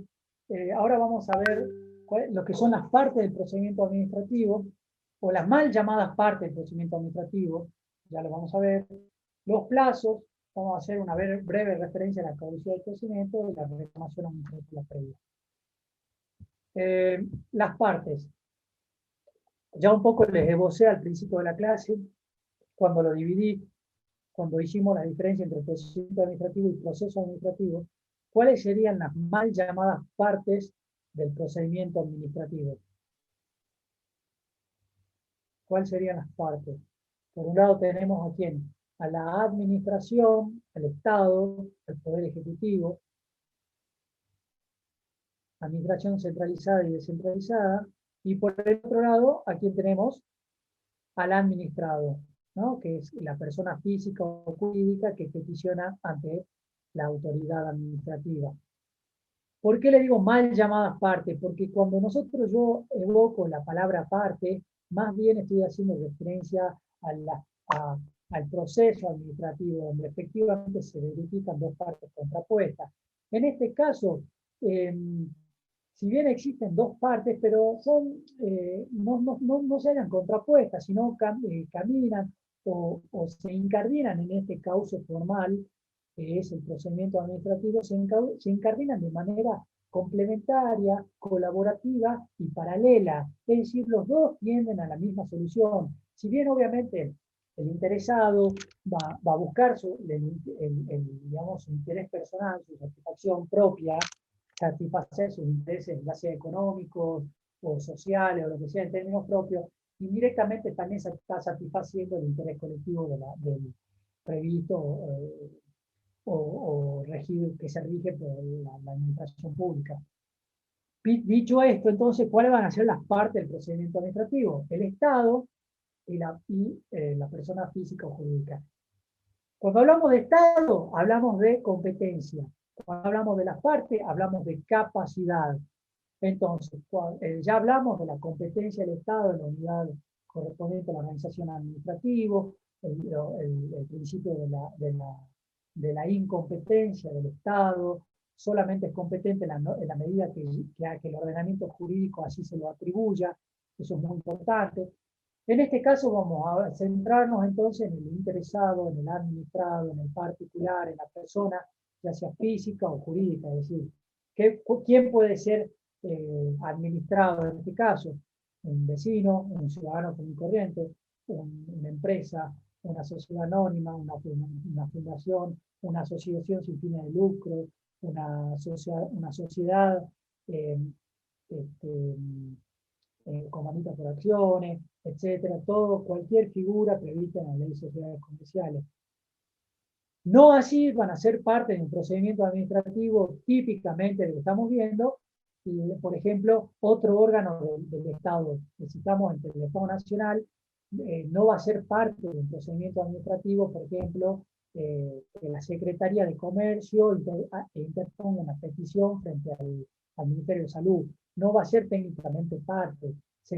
Ahí se van a dar lo que se llaman los conflictos interadministrativos, que se trata de otro tipo de procedimiento que no es el que estamos viendo justamente ahora. Entonces, cuando hablamos de parte, no puede ser parte del procedimiento administrativo previsto en la ley de procedimiento administrativo otro órgano del Estado, otro órgano u ente del Estado.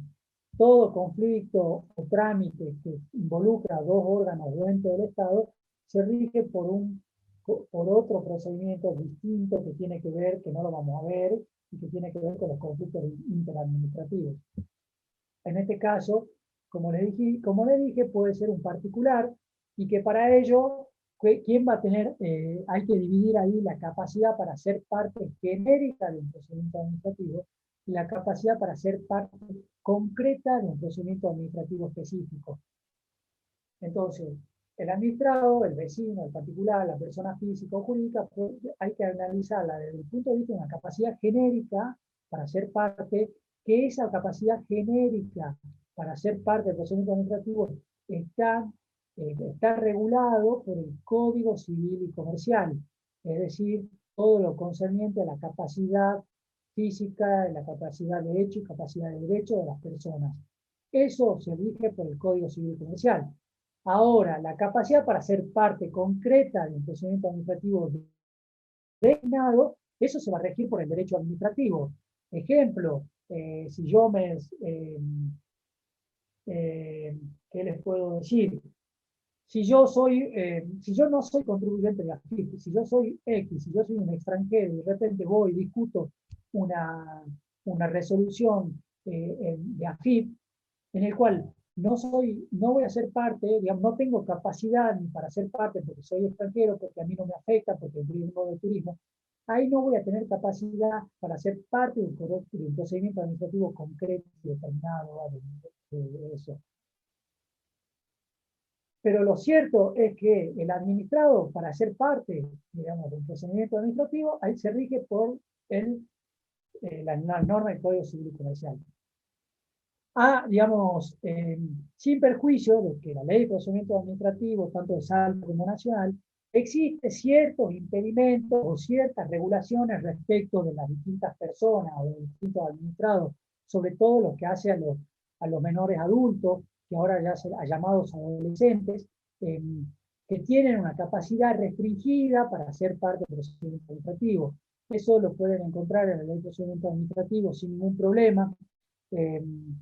Que son las personas entre 14 y 18 años, 14 y 16 años, que tienen capacidad para ser parte del procedimiento administrativo, si bien quizás no tienen capacidad para celebrar un contrato civil, sí van a tener capacidad para presentarse ante la administración institucional.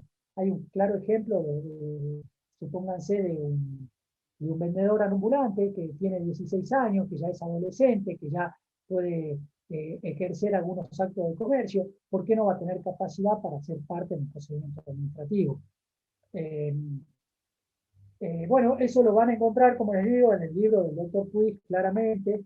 Tengan en cuenta también el ejercicio también de la profesión, cuando uno existen algunos casos, son pocos, pero existen personas menores de edad que obtuvieron títulos profesionales habilitantes, ¿no? Personas, no sé, o superdotadas, o personas que avanzaron o hicieron cursos intensivos y demás, que se encuentran con títulos habilitantes, que son inclusive menores de edad, pero que perfectamente pueden, al tener título habilitante, claramente pueden ser empleados públicos y van a poder ser parte de los procedimientos administrativos.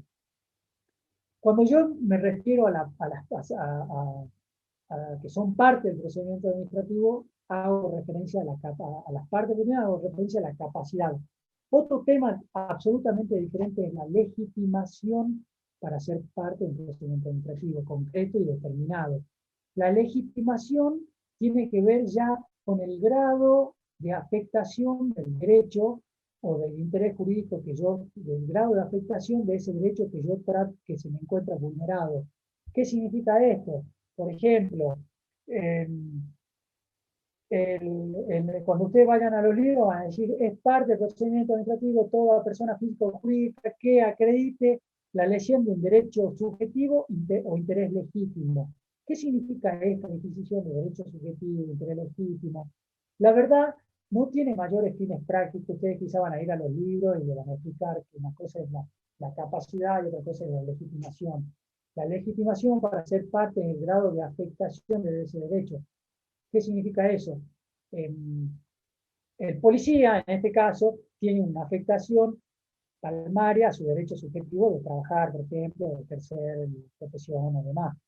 Quizás la esposa del policía va a tener un interés legítimo, ya quizás no un derecho subjetivo. El derecho subjetivo es una afectación intensa o más determinada. El interés legítimo quizás es una afectación ya más mediata, no tan inmediata, de ese derecho subjetivo, de ese derecho tutelado, y que quizás sea de manera concurrente, puede ser la esposa, puede ser los hijos del policía. Todas esas personas tienen derecho a instar los procedimientos administrativos, es decir, tienen legitimidad para ser parte del procedimiento administrativo. Yo le digo que no tiene mayor incidencia práctica la disquisición entre derecho subjetivo e interés legítimo, porque hoy en día ya se habla de que tiene una afectación a un derecho jurídico de carácter administrativo, tiene una afectación, una vulneración a un derecho jurídico de carácter administrativo, ya basta para ser parte del procedimiento administrativo. Eh, Esto se da, digamos, con mucho más, se discute o más palmariamente o se da en los casos de la vulneración al derecho ambiental o los derechos colectivos. ¿Por qué? Porque no es lo mismo un vecino que interpone un reclamo frente a la administración por la mera contaminación. Por ejemplo, yo que vengo que presento un reclamo a la administración por la contaminación del dique Cabra Corral, cuando vivo acá en Salta Capital, a un vecino que vive frente al dique Cabra Corral o a un pescador que ejerce su profesión o se halla en la industria de la pesca y que encuentra peces ya contaminados. Como ustedes verán, el grado de afectación del derecho ambiental frente a un vecino es alta, que puede haber una afectación, por supuesto, del medio ambiente, es un derecho colectivo que puede ser preservado por todo habitante de tanto de Salta o de lo que fuere. El grado de afectación que tiene un vecino de Salta, el grado de afectación que tiene un pescador que vive de la pesca y que ejerce su industria, por ejemplo, pesquera y demás, en el dique Cabra Corral y que encuentra peces contaminados. En ese caso yo voy a tener un derecho colectivo, voy a tener un interés legítimo, hasta voy a tener un derecho subjetivo afectado. Como verán, el grado de afectación va de lo general, de lo más vago y preciso, hasta lo más concreto y preciso. A los fines del derecho administrativo no importa mucho esa disquisición, porque toda persona, tanto que invoque un derecho bastante genérico, una afectación genérica, como una afectación concreta, puede ser parte del procedimiento administrativo. Distinto es el caso del proceso judicial, ese ya es otra cosa. En el proceso judicial, un simple afectado, quizás, o que no, quizás no demuestre una afectación concreta, no va a poder ser parte del proceso administrativo, porque ahí efectivamente tiene que invocar un derecho subjetivo vulnerado. Hasta con que ustedes me digan entonces que quién es parte, quiénes tienen legitimación para el procedimiento administrativo. ¿Quién puede ser parte del procedimiento administrativo? Toda persona capaz, con la capacidad legalmente prevista del Código Civil y Comercial. ¿Y quién se encuentra legitimado? Aquel que se encuentre afectado un derecho de carácter, un derecho o un interés jurídicamente tutelado por el derecho administrativo. Esto, bueno, yo se lo estoy diciendo en 5 minutos, es materia de estudio del derecho administrativo abarca, son materias enteras en posgrados y en maestrías, con lo cual a mí me basta con que ustedes sepan eso, que se encuentran legitimados para interponer los reclamos y recursos administrativos, para mí con eso basta. Pasemos a los plazos del procedimiento administrativo. ¿Cómo son los plazos del procedimiento administrativo?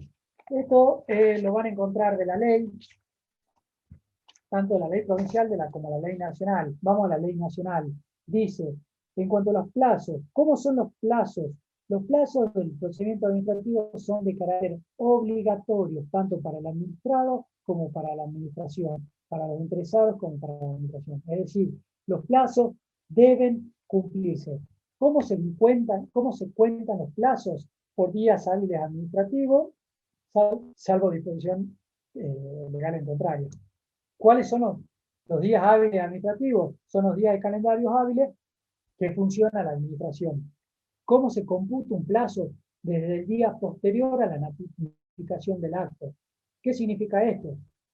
Si a mí hoy, 1 de marzo, me notifican de la cesantía, el plazo para interponer, yo soy el policía, me notifican de la cesantía, el plazo para interponer el recurso empieza a correr a partir del día siguiente, es decir, del día 2 de marzo del 2021. De ahí yo tengo 10 días para interponer el recurso administrativo que se computa entonces desde el día posterior a la notificación. Si el día posterior es inhábil, administrativo, por ejemplo, es sábado, es domingo, o es un feriado, o es un asueto, se va a contar desde el día siguiente hábil, es decir, si hoy estamos, supongamos que hoy es viernes, y me notificaron, recién empieza a contar a partir del lunes.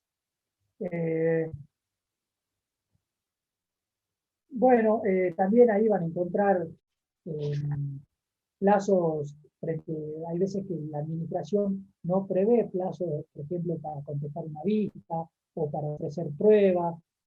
Entonces ahí la ley les prevé ciertos plazos genéricos que se tienen en cuenta a los efectos que obligan tanto al administrado como a la administración.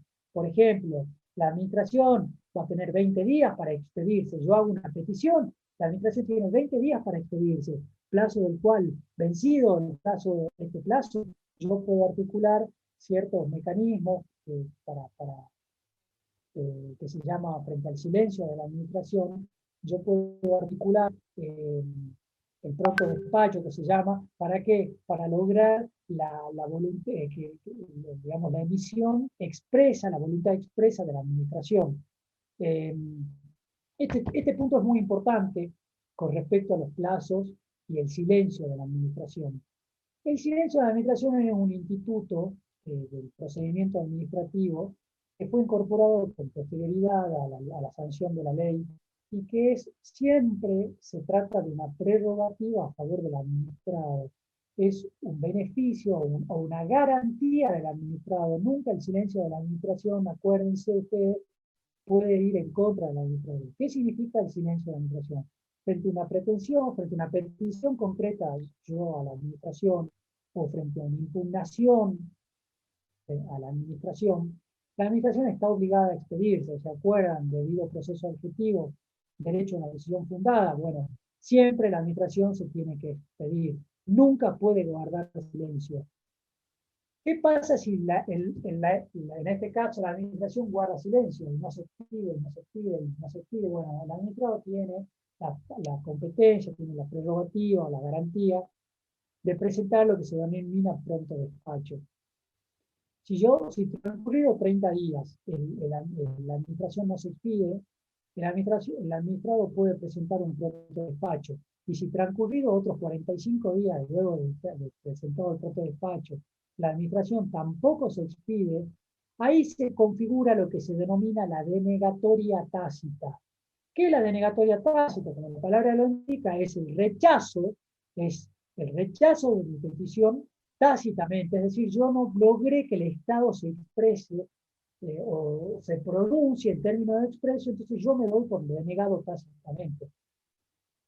No sé si ustedes conocen la famosa afirmación, el calla otorga, que se usa en la jerga vulgar, es decir, el que guarda silencio, si vos guardaste silencio, lo doy por aceptado. Bueno, en la administración, en las leyes de Argentina, en el derecho administrativo argentino, el local, tanto de Salta como de Argentina, funciona lo opuesto. El calla no otorga justamente frente al silencio de la administración, se debe dar por denegado tácitamente la pretensión. Esto no sucede en otros regímenes como en España, en Alemania, no, en Alemania sí, en España solamente, que en algunos casos el silencio de la administración tiene un sentido positivo. En este caso, el silencio de la administración tiene un sentido claramente negativo. Y usted me va a decir, pero ¿por qué a mí me interesa que el Estado, por qué a mí me interesa en obtener la denegatoria del Estado, la denegatoria o el rechazo? Básicamente para habilitar la instancia judicial. Supónganse que yo estoy reclamando una diferencia de sueldo, que a mí me están liquidando, yo como profesor de la UNSA, por ejemplo, a mí la UNSA me está liquidando mal el sueldo. Entonces yo le presento, le hago una petición a la UNSA, al departamento de liquidación, y digo, miren, no me están computando este adicional, me están liquidando incorrectamente el sueldo, por favor, incorpóranme este ítem de carácter retroactivo al año pasado. Y a mí la UNSA no me contesta, y no me contesta, pasan 30 días, presento el pronto despacho, y no me contestan.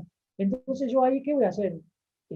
A mí me urge, porque es una cuestión económica, de carácter alimenticio, a mí me urge un pronunciamiento de la administración. Entonces yo, ¿qué hago? Me doy por denegado tácitamente y me habilita ahí a agotar la instancia administrativa y ya ir a la instancia judicial frente a esta denegación tácita que estamos hablando. Eh, bueno, el silencio de la administración, eh, como le digo, nunca puede ir en perjuicio del administrado. ¿Por qué esto? Porque, a ver, tengan en cuenta que yo, frente al agotamiento de la instancia administrativa, cuento con un plazo que en la ley provincial son 30 días y en la ley nacional son 90 días. Yo cuento con un plazo para ir a la sede judicial, es decir, a instar este proceso judicial administrativo. Entonces, frente yo a la negativa tácitamente de la administración, no puedo empezar, digamos, no resulta razonable que empezar a computar el plazo de estos 90 días frente a una negativa y después, de repente, yo dejo pasar los 90 días, me presento en el judicial y me juez me dice, no, mira, lo presentaste fuera de plazo porque a vos se te denegó tácitamente en sede administrativa tu reclamo, o con lo cual vos acá, ya en sede judicial, estás fuera de plazo. Nunca la negativa tácita o el silencio a favor el silencio de la administración puede ir en contra de los derechos del administrado. Acuérdense de ese punto. Pasando, bueno, la caducidad del procedimiento administrativo. Punto sustancial e importantísimo de los plazos administrativos. ¿Cuál es ¿Cuál es el principio general? Los plazos de procedimientos administrativos son obligatorios. Otro principio general, que todos plazos, si bien son obligatorios, son prorrogables por la administración en tanto y en cuanto no hayan sido vencidos. ¿Qué significa que son prorrogables? Que yo antes del vencimiento puedo solicitarle una ampliación del plazo a la administración. ¿Cuál es la única excepción? Esto acuérdense porque es pregunta de examen. ¿Cuál es la única excepción al principio de prorrogabilidad de los plazos administrativos? Los plazos para interponer los recursos administrativos. Estos plazos son de carácter perentorios, fatales e improrrogables. Es decir, yo no puedo bajo ninguna circunstancia, administración o interesado, no puedo ni solicitarla ni concederlo una prórroga de los plazos para interponer el recurso administrativo. Estos recursos son fatales, se le dice la palabra de fatal, o perentorios. ¿Qué significa? Que frente al vencimiento del plazo no tengo derecho a interponer recurso administrativo alguno. El acto queda firme y definitivo.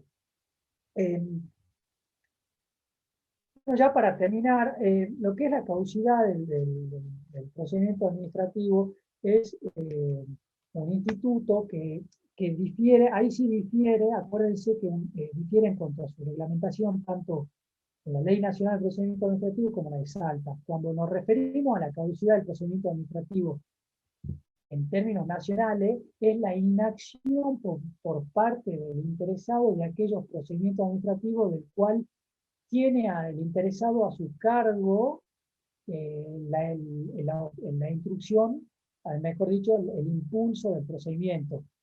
Típico caso es cuando yo pido una habilitación comercial, por ejemplo, habilitame el kiosco o el tractor para funcionar o para vender bebida alcohólica. eso le interesa solo al administrado. Si yo no cumplo con eso, presento, no sé, los certificados ambientales, certificados de los bomberos y demás, si yo no hice ese procedimiento, la administración tiene un procedimiento mediante el cual puede declarar la caducidad de ese procedimiento, es decir, declarar el archivo de ese procedimiento por inactividad de la parte, previa intimación. Eso está previsto en la Ley Nacional de Procedimiento y no tiene mayores complicaciones. Cuando yo me refiero a caducidad del procedimiento administrativo previsto en la ley salteña, no me refiero a una inactividad del administrado. No tiene nada que ver. La caducidad del procedimiento administrativo, mejor dicho, la caducidad del procedimiento administrativo prevista en la ley de procedimiento de Salta tiene que ver con una sanción al administrado, ya sea por incumplimiento contractual o un incumplimiento de un acto administrativo. Tiene que ver con un aspecto sancionatorio. A mí me basta con que sepan esa diferencia, no necesito que ustedes me expliquen la caducidad del entonces, la caducidad, pero la diferencia entre nación y provincial en términos concretos, pero a mí solo me interesa que me digan, artículo primero, a ver, inciso E, punto 9, ahí tienen la caducidad de los procedimientos. Eso es de la Ley Nacional de Procedimiento Administrativo. Si vamos a la Ley Provincial de Procedimiento Administrativo, artículo 99, que no tiene nada que ver una cosa con otra. Acuérdense, Ley Nacional de Procedimiento Administrativo, caducidad tiene que ver con la inacción del interesado, con la falta de interés del interesado, del administrador frente al procedimiento administrativo. En la provincia tiene que ver con una sanción, con una extinción del acto del contrato administrativo por incumplimiento del administrado. No tiene nada que ver. Por último, tenemos el reclamo administrativo previo, la reclamación administrativa previa. Ustedes van a ver con mayor detenimiento en la clase que viene que existen dos tipos, sustancialmente existen dos tipos de procedimientos administrativos, dos vías administrativas. Si bien hay un solo marco del procedimiento administrativo, que es todo lo que vimos en la clase de hoy, hay dos vías. La vía reclamativa, anoten esto, la vía reclamativa y la vía impugnativa o impugnaticia. La vía reclamativa, como la palabra lo indica, es el reclamo, es cuando yo insto por primera vez, peticiono frente a la administración a que se expida o a que emita su voluntad en forma expresa. ¿Cuál es el reclamo? Por ejemplo, que yo le decía, che, me están liquidando mal los haberes, yo le peticiono a la UNSA para que me explique, o che, mira, me está reclamando mal, entonces en este caso, ¿cuál va a ser la decisión de la administración? La decisión de la administración, el acto administrativo definitivo que me dicte va a decir, efectivamente te hago lugar al reclamo o te rechazo el reclamo. Otro reclamo es, por ejemplo, daño y perjuicio. Yo contra la municipalidad fui en mi auto, estacioné en la calle, vino por un viento, se me cayó un árbol, justo o un árbol que no estaba cortado, vino y me cayó arriba del auto. Yo le peticiono, reclamo daño y perjuicio a la municipalidad por la falta de manutención o falta de poda de este árbol, por ejemplo, que amenazaba y que estaba en peligro de caerse. Entonces yo ahí le reclamo a la administración a que me compense o a que me resarza de los daños y perjuicios. En cambio, la vía impugnativa, esta es la vía reclamativa, no sé si esto es muy importante que lo tengan en cuenta. En cambio, la vía reclamativa, la vía impugnativa o impugnaticia, como la palabra lo indica, yo parto de la existencia de un acto administrativo que a mí me está perjudicando. Claro ejemplo, la cesantía del policía. O otro ejemplo, que a mí, no sé, una multa. Yo tengo un comercio y viene la policía y me impone una multa por haber vendido bebidas alcohólicas sin la debida aprobación o autorización. Eso se trata de un acto administrativo que yo ya parto, o sea, el procedimiento administrativo impugnativo, yo parto de un acto administrativo, parto discutiendo ya un acto administrativo, ¿no es cierto? Hay un acto administrativo que me causa perjuicio, que me vulnera mis derechos, entonces yo, ¿qué tengo que hacer? Impugnar mediante los recursos administrativos. En cambio, en el reclamo administrativo, yo lo que pretendo es que el Estado se expida por primera vez. O sea, que el Estado recién manifieste su voluntad. Esa voluntad puede ser a favor o en contra de lo que yo pretendo. Ahí, si es en contra, bueno, yo ya iré a la sede judicial a discutirlo. Tengan en cuenta esta diferencia y ya terminamos. Con esto ya terminamos. Ahora, lo que dice acá el programa, la reclamación administrativa previa, como la palabra lo dice, es justamente lo que hace referencia al reclamo, a la vía reclamativa, no a la impugnativa que van a ver la clase que viene, la vía reclamativa. Entonces, ¿qué es el reclamo administrativo previo? Es un requisito exigible tanto de la ley nacional como de la ley local, previo como presupuesto para habilitar la instancia judicial. Este reclamo administrativo previo, no voy a entrar en mayores detalles, digamos, pero fue suavizándose, mejor dicho, fue atenuándose a favor a favor del administrado. Siempre empezó siendo muy rígido al punto de que este reclamo administrativo previo se requería quizás la venia del Poder Legislativo recién para, para interponer una demanda contra el Estado. Después eso se fue suavizando, al punto que hoy el reclamo administrativo previo está previsto para ciertos aspectos muy puntuales eh, de los reclamos. Hay actualmente para todo lo que es las pretensiones, por ejemplo, de daño y perjuicio, todo lo que es pretensión indemnizatoria que voy contra el Estado, no es obligatorio el reclamo administrativo previo. ¿Cuál es la naturaleza del reclamo administrativo previo? Ya para terminar, que es lo que más me interesa. Es una antesala o es la posibilidad que el administrado le da a la administración de revisar sus propios actos y de verificar si justamente estos actos están conformes al principio de legalidad. ¿Qué significa? Es una oportunidad previa o conciliatoria, como dicen algunos autores, para que el Estado pueda revisar su actuación o pueda defenderse frente a la petición de un administrado. No tiene otra, no tiene otra función hoy en día. Al ser el administrado un colaborador de la administración, se le da una chance, una oportunidad a la administración de decir, che, mira, volvamos al caso de que a mí como profesor de la UNSA me estén liquidando mal los sueldos. Che, mira, administración, te doy la chance para que vos revises esto. Ahora, viene la administración y dice, no, ¿sabes qué? Estás bien liquidado. Bueno, ahí listo. Yo ya cumplí con mi reclamación administrativa previa, ya tengo un acto y me voy a la justicia. Eh, bueno, espero no haberlos mareado. Es una unidad bastante interesante, bastante linda. Eh, Creo haberla dado bastante completa. Cuando ustedes vayan a los libros, ya todos quizás las cosas que fueron apuntando ya las van a tener más concretas, se les va a resultar más fácil estudiar. Creo que si tomaron apuntes de los que yo les dije, suficiente de estudiar de acá que no van a tener inconvenientes. Este, como les dije, ya vieron la vía reclamativa, el reclamo administrativo previo, veanlo del doctor Puig, la clase que viene ya van a entrar de lleno a la vía impugnativa. Nos vemos el miércoles. Cualquier duda, por favor, nos vamos a tomar los primeros minutos de la clase que viene para repasar todos estos conceptos y vamos a hacer un pequeño ejercicio práctico que no lo tengo presente, pero creo que va a ser responder algunas preguntas. Yo simplemente les voy a dar un enunciado y les voy a dar un mail para que me los envíen por mail o quizás podemos hacer interactuarlo acá en la plataforma y listo. Así que bueno, gracias a todos, espero no haberlos mareado. Es un tema muy importante, pero es muy técnico, por eso espero haber sido lo más claro posible. Y si alguno tiene alguna duda, me dice, no tengo problema, tenemos 4 minutos, o si no ya lo charlamos en la clase que viene.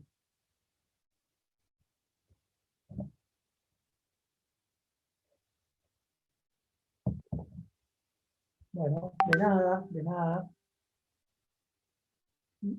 Nos vemos entonces miércoles.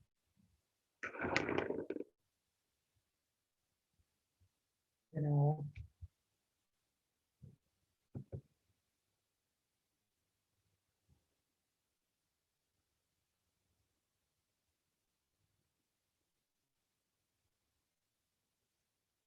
De nada a todos. Que les vaya muy bien.